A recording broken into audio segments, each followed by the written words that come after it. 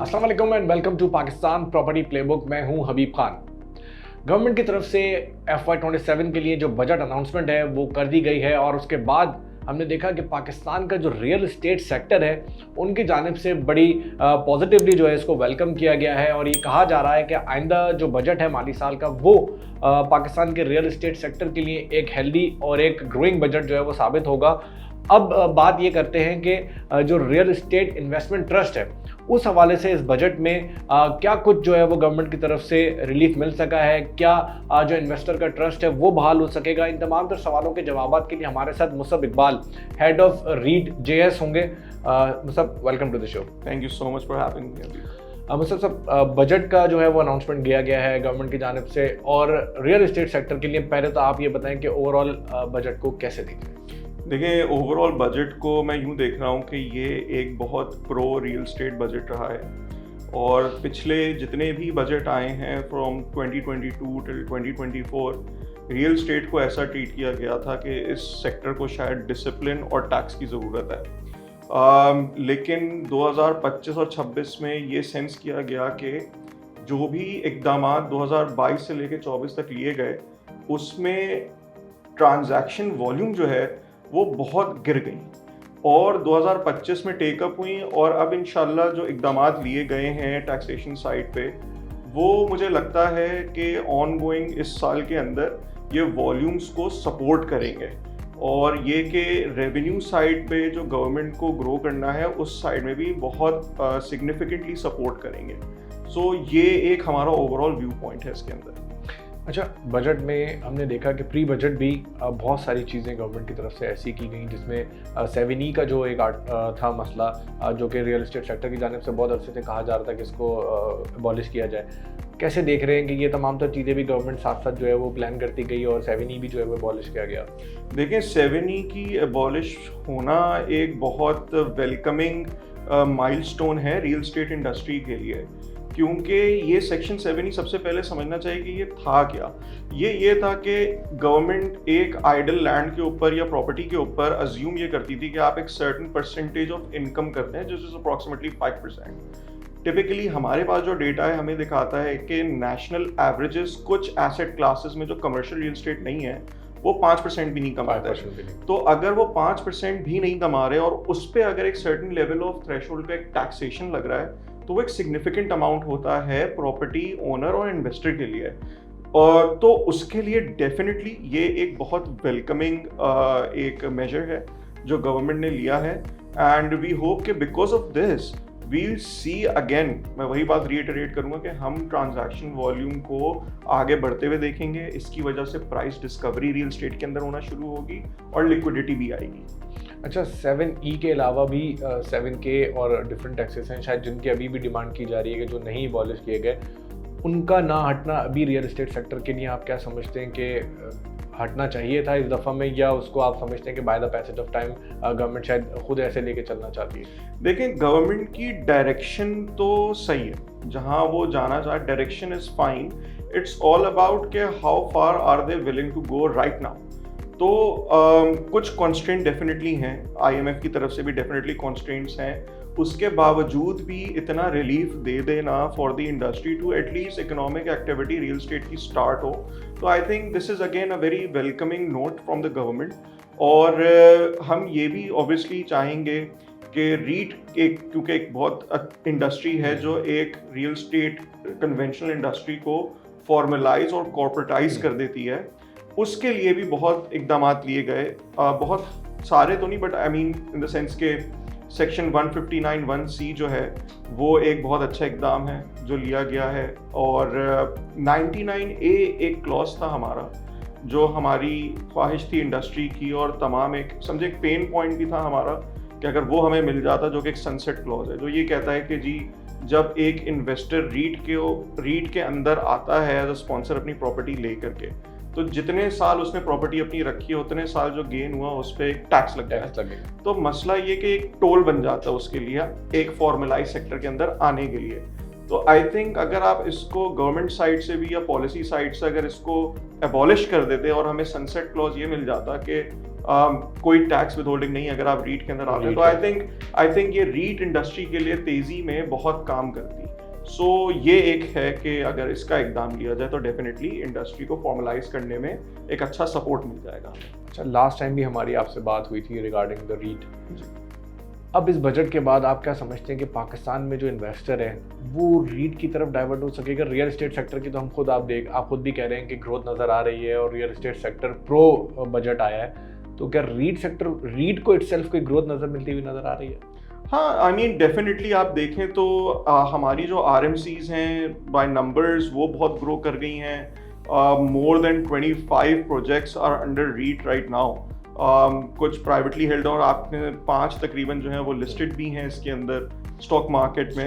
और रीट के अंदर देखें एक चीज़ रही कि लोगों ने इस चीज़ का तो अंदाज़ा कर लिया इस साल, ये जब वॉर हुई और US और ईरान की जो एक ग्लोबल टेंशन एक अनसर्टेनिटी थी जियोपॉलिटिकल लेवल पर, उसके अंदर जब मार्केट पाकिस्तान के अंदर क्रैश हुई तो एक जो कहते हैं कि थ्योरेटिकल हाइपोथेसिस थी ना कि रीट जो है वो वोलेटिलिटी को एब्जॉर्ब करता है या रियल एस्टेट वोलेटिलिटी को एब्जॉर्ब करता है, वो बहुत हमें क्लियरली नज़र आ गई। क्योंकि हमने ये देखा कि मार्केट जहाँ 10% के करीब क्रैश हुई तो रीट जो है वो हार्डली लेस देन हाफ जो है वो क्रैश हो रही थी at that point in time. Hardly क्या 4% 4.5%, जो सबसे अच्छी रीट्स हैं उसमें 4-4.5% पे से उन्होंने क्रैश को एब्जॉर्ब किया। तो I think that kinds of put you in a position which tells you के market is very volatile while REIT will support through volatility and inflation. अच्छा, रीट के अलावा एक हम मार्केट में एक और प्रोडक्ट है जिसको हम देख रहे होते हैं लाइक द प्रॉपर्टी शेयर। तो आर यू थिंकिंग के प्रॉपर्टी शेयर जैसी चीज़ और रीट जैसी चीज़ें पाकिस्तान में अब जो है वो पॉपुलर होना शुरू हो गई हैं, लोगों को इन चीज़ों से अवेयरनेस आना शुरू हो गई, तो आप समझते हैं कि ये अभी मज़ीद इस पर ज़रूरत है काम करने की क्योंकि people are not that much investing in these products? देखें, फ्रैक्शनलाइजेशन ऑफ रियल स्टेट जो है ना, जिसमें हम बड़े से रियल स्टेट को एक छोटे छोटे पार्ट में कट कर देते हैं और समझे 1 करोड़ की चीज़ 10-10 रुपए की यूनिट में कर देते हैं, वो प्रूफ ऑफ कॉन्सेप्ट रीट के थ्रू तो हो चुका है प्रूफ। सही है। अब जैसे प्रॉपर्टी शेयर है या फ्रैक्शनलाइजेशन ऑफ प्रॉपर्टी और टोकनाइजेशन जिसको हम कहते हैं, वो बिल्कुल यहाँ पर आ सकती हैं और बिल्कुल वो प्रूफ ऑफ कॉन्सेप्ट अवेलेबल है हमारे पास। हाउएवर रीट और टोकनाइजेशन एक ऐसी इंडस्ट्री है जहाँ पे दोनों मिल के सिनर्जी के साथ काम कर सकती हैं, राइट। रीट क्योंकि एक बहुत ज़्यादा एक बहुत फॉर्मल स्ट्रक्चर है जिसमें SECP की ओवरसाइट है। अगर आपको ये वीडियो पसंद आ रही है तो अभी सब्सक्राइब करें। गवर्नमेंट्स के लेवल पे हमें ट्रांसपेरेंट बहुत होना पड़ता है ये सारी चीज़ें, और obviously as an RMC ourselves REIT management company हमारे पास इन्वेस्टर को मैनेज करने का एक इंफ्रास्ट्रक्चर ऑलरेडी एग्जिस्ट करता है। फ्रॉम टोकनाइजेशन परस्पेक्टिव, अगेन उस इंफ्रास्ट्रक्चर के अंदर एक रियल स्टेट ओनर को इन्वेस्ट करना, इन्वेस्टर को मैनेज करना और फिर डेवलपमेंट भी करना, अगर वो 3-4 चीज़ों में वो बटेंगे तो वो अपने कोर जो स्किल सेट है उनका, जो developing of a good property है, वो उससे आउट हो जाएंगे। तो I think tokenization is a way forward, but it requires right professionals and people who are already involved in managing the investor to pull off the whole tokenization क्या तो कहते हैं requirement of the real estate industry. But again we feel के synergies do exist between the REIT and tokenization, और ये कोई competitor नहीं है आपस में, ये बिल्कुल सिनर्जी के साथ रहेंगे। आपका जो रीट है बेसिकली वो तो एक होटल रीट है और होटल बेस्ड रीट है, बट जो रेंटल रीट्स हैं, इसके अलावा कुछ हाउसिंग रीट्स हैं, जब उस सेगमेंट में जाते हैं तो वैल्यूएशन एक बड़ा मसला है। तो रीट्स में लोग इन्वेस्टमेंट तो कर रहे हैं, बट एक्चुअल वैल्यूएशन पे हम भले ही इदारों के साथ हों या कहीं पे भी हों, वो प्रॉब्लम पाकिस्तान में रहती है। वो सिटी वाइज भी हो, इस्लामाबाद से लेके कराची तक हम हर जगह देखते हैं वैल्यूएशन एक बड़ा मसला है। उसको क्या समझते हैं कि उसको किस तरह से गवर्नमेंट को जो है वो ऑन करना चाहिए और किस तरह से वो दुरुस्त हो सकती है? नहीं, देखें, बिल्कुल मुझे बहुत अच्छा लगा कि आपने मुझसे सवाल किया है। मैं खुद एक मल्टीनेशनल बैकग्राउंड से आता हूँ, तो देखें जब तक हमारे रियल स्टेट के अंदर ग्लोबल स्टैंडर्ड या ऐसे स्टैंडर्ड जो ग्लोबली एक्सेप्टेबल हों वो एक्सेप्ट नहीं किए जाएंगे, तब तक आप फॉरेन इन्वेस्टर या लोकल इन्वेस्टर जो कि रैशनल होगा उसको आप कभी भी प्रमोट नहीं कर सकते कि भाई आप इस वैल्यूएशन को एक्सेप्ट कर लो। वो अगर एक्सेप्ट करता भी है तो वो इस एक स्केप्टिसिज्म के साथ एक्सेप्ट करेगा, राइट? तो अगर आपको वो स्केप्टिसिज्म और आपको बिल्कुल ऑन पॉइंट ऑन वैल्यूएशन आना है, then it is very important to have global standard। दुनिया में Royal Institute of Chartered Surveyors, which is RICS, it's one of the biggest organization of real estate valuations। तो अगर जब तक हम इसको part of the real state valuation from the government perspective and policy नहीं लाते, तब तक हम अपने इस रियल स्टेट के स्ट्रक्चर को बहुत ज़्यादा फॉर्मलाइज नहीं कर पाएंगे। तो ये बहुत ज़रूरी है, और रिक्स कंप्लाइंट होना, रिक्स की वैल्यूएशन करवाना, ये बहुत ज़रूरी है।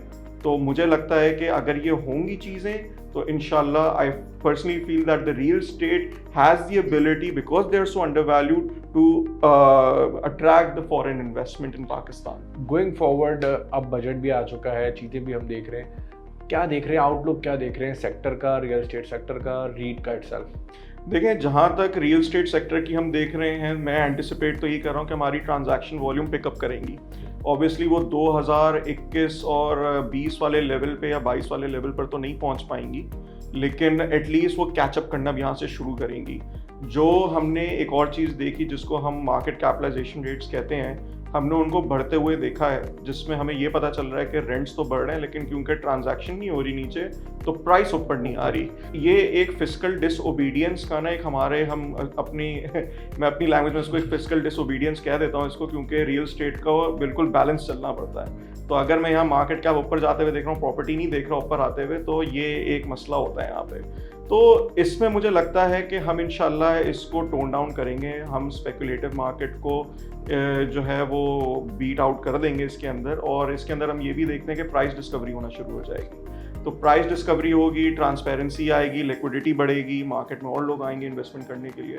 तो I feel this is a very welcoming budget for the real estate. REIT itself, थोड़ा सा एक और अगर हमारे व्यूअर को भी समझा सकें कि रीट क्या है, कैसे इन्वेस्टमेंट करते हैं, कितनी इन्वेस्टमेंट उसमें मिनिमम हो सकती है, एक अगर आम आदमी, एक मेरे जैसा एक आम आदमी इसमें इन्वेस्टमेंट करना चाहे, और रियल रीट की जो मार्केट है पाकिस्तान में वो कितनी बड़ी है और क्या उसका एक्सपोजर देखिए? देखिए, रीट एक ऐसा स्ट्रक्चर है जहाँ पे वो रियल स्टेट को एक 15-20 करोड़ के रियल स्टेट को शायद वो 10 रुपये 15 रुपये यूनिट पर लेकर आ जाता है। तो इसमें जो है वो एक आम आदमी भी, जैसे कि आप रात का खाना खाते हैं जितने का, उतने में आप एक रियल स्टेट भी खरीद सकते हैं। तो रीट से आपको ये फ़ायदा होता है कि जो पहले दौर में रीट से पहले कि रियल स्टेट सिर्फ एक वेल्दी और इन्फ्लुएंशियल लोगों के पास अप्रोच होती थी, वो एक आम आदमी का राइट बन जाता है कि वो भी उसको पार्टिसिपेट कर सकता है, राइट?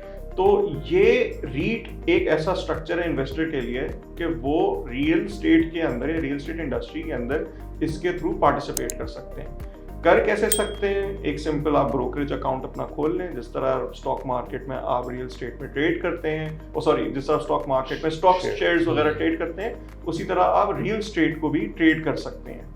और इसी तरह है कि सुबह आपने रियल स्टेट बाय किया और रात में आपने जाके स्टॉक मार्केट में उसको बेच दिया। तो ये एक बहुत लिक्विडिटी क्रिएट करने के लिए एक बहुत अच्छी चीज़ है। Plus it is a real estate without a hassle. एक आम आदमी कन्वेंशनल रियल स्टेट के अंदर अगर वो इन्वेस्टमेंट करता है तो वो शायद एक ही लोकेशन पे कर सकता है, एक दुकान के अंदर कर सकता है, या ऑफिस के अंदर कर सकता है, या वो घर के अंदर कर सकता है। लेकिन रीट के थ्रू आप अपना पोर्टफोलियो डाइवर्सिफाई कर सकते हैं। रीट इंडस्ट्री के तहत मेरे क्या ओपिनियंस हैं वो ये हैं कि रीट को अपनी जो कंसंट्रेशन रेजिडेंशियल साइड पर बहुत ज़्यादा है उसको थोड़ा सा एक्सपैंड करना होगा, होराइजन को।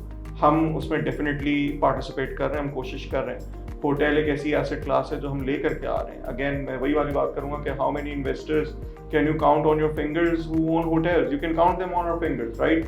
But with this REIT, what we have tried to do is enabled a retail investor to participate in a hotel, so they can become a hotel owners themselves. Maybe just a part of it, but still they are the owners of a hotel. तो ये हम कर रहे हैं। Plus आप देखें कि IT related अगर आप देखें इस बजट के अंदर बहुत ज़्यादा एग्जेम्पशंस आई हैं टैक्स की, तो ये हमें नज़र आ रहा है कि ये डेटा सेंटर जैसे जो रियल स्टेट होते हैं ये उसको बहुत सपोर्ट करेगा, क्योंकि हम अपना बहुत सारा डेटा या जो हमारी रिक्वायरमेंट होती है इंटरनेट पे जो जितनी आप स्ट्रीमिंग सर्विसेज होती हैं या इवन फॉर बैंकिंग, हम उसके लिए इम्पोर्टेड पैसे दे रहे होते हैं कि डेटा सेंटर अगर वहाँ है तो हम वहाँ कर लें। लेकिन अब पाकिस्तान के अंदर आप देखें कि लोगों का रुझान बनता जा रहा है, कॉर्पोरेट इन्वेस्टमेंट, बहुत इंस्टीट्यूशनल इन्वेस्टमेंट जो है बहुत ज़्यादा डेटा सेंटर के अंदर जा रही है, because there is definitely a need. और once we are at a capacity where we can export this service, तो वो जो टैक्स ब्रेक आपको आईटी में मिले हैं वो आपके डेटा सेंटर साइड पे भी सपोर्ट कर देंगे इस बिजनेस को। अच्छा, वन लास्ट क्वेश्चन, वो ये कि एक इन्वेस्टर को क्या एडवाइस करेंगे, हाउ सेफर इज रीट? देखें, REIT remains a far superior model in real estate investment as compare to conventional real estate. इसके अंदर SECP which is security exchange commission of Pakistan, इसकी ओवरसाइट होती है, आपको ट्रांसपेरेंसी रखनी होती है, आपको सेमी एनुअली रिपोर्ट्स इशू करनी होती है इन्वेस्टर को, और इसकी एक रेगुलेशन होती है जिसके अंदर रीट फंड मैनेजर को पूरा फंड मैनेज करना होता है, जिसको हम रियल स्टेट कहते हैं। तो इससे ज़्यादा कह लें कि safe investment in a country like Pakistan कोई और इन्वेस्टमेंट व्हीकल मुझे नहीं नज़र आता कि वो रियल स्टेट के लिए है। यहाँ पे ब्रांड वैल्यू डेफिनेटली मैटर करती है, बट आप एज अ प्लेन इन्वेस्टर या जो भी एक छोटे इन्वेस्टर के लिए अगर सुकून के लिए अगर उसको कुशन चाहिए तो उसका कुशन ये है कि ये एक रेगुलेटेड स्ट्रक्चर है और कोई भी आपका पैसा जो है वो लेके नहीं भाग सकता, जो कि टिपिकल कन्वेंशनल रियल एस्टेट के अंदर हो सकता है। I mean loopholes are always there within conventional real estate, वो लूप होल्स रीट इंडस्ट्री में एग्जिस्ट नहीं करते। इन्वेस्टर्स को क्या एडवाइस करेंगे? इन्वेस्टर्स को मैं ये एडवाइस करूंगा कि पार्टिसिपेट इन रीट, और रीट के अंदर आप ये बिल्कुल देखें कि रेंटल रीट जो है वो एक सेफर इन्वेस्टमेंट मॉडल है। आप रेंटल रीट्स के अंदर इन्वेस्ट कर सकते हैं, और अगर आपको ग्रोथ रीट्स चाहिए तो आप डेवलपमेंटल या हाइब्रिड रीट्स के अंदर जो है वो पार्टिसिपेट करें। तो आप अपने पोर्टफोलियो को जितना डाइवर्सिफाई करेंगे तो जिस तरह इकोनॉमिक और पॉलिटिकल अनसर्टेनिटी आती है या शॉक्स आते हैं, उसके अंदर ये वो एसेट क्लासेस हैं जो आपको उस वॉलेटिलिटी और इन्फ्लेशन से हेज करके रखेंगे। Thank you so much, thank you for your time sir.